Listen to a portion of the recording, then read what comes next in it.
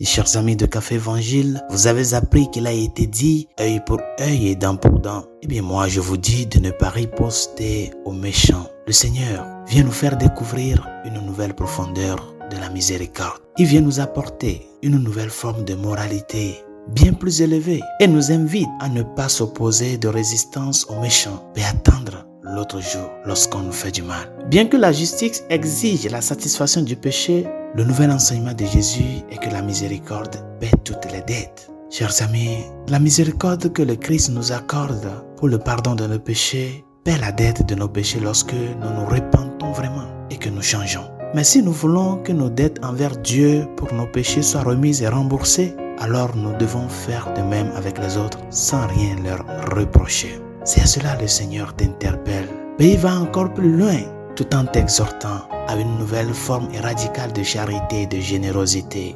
Parce que selon le nouvel enseignement du Seigneur, la miséricorde exige désormais de donner à celui qui demande et de parcourir 2000 avec celui qui te demande que de parcourir 1000 avec lui. C'est-à-dire que la charité chrétienne dépasse de loin tout concept de stricte justice et va même au-delà du simple pardon. Il s'agit certainement d'un enseignement nouveau, bien chers amis, mais aussi radical de la part de notre Seigneur. Et je le dis toujours aux gens, vivre comme chrétien, ce n'est pas facile. C'est la vie du maximum.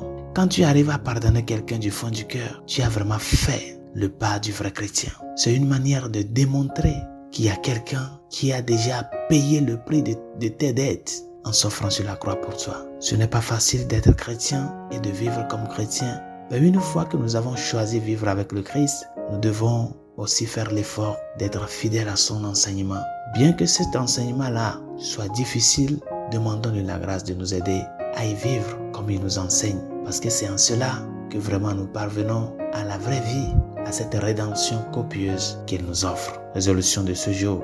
Réfléchis à cette nouvelle loi morale du Seigneur dans ta vie personnelle. Comment tu l'appliques, cette nouvelle profondeur de la miséricorde que le Seigneur te fait découvrir, tout en appelant à être plus charitable et plus généreux dans ta vie quotidienne. Comment est ta justice envers les gens? Est-ce que tu cherches toujours à rendre œil pour œil et dent pour dent, ou tu t'efforces d'aller au-delà de cela tout en acceptant l'enseignement du Seigneur, tout en pardonnant et en accordant la miséricorde d'une manière nouvelle, généreuse et surabondante? Demande au Seigneur de te donner la force nécessaire de vivre vraiment comme chrétien et d'agir comme chrétien. Que sa grâce nous y aide. Bonne journée, Dieu vous bénisse.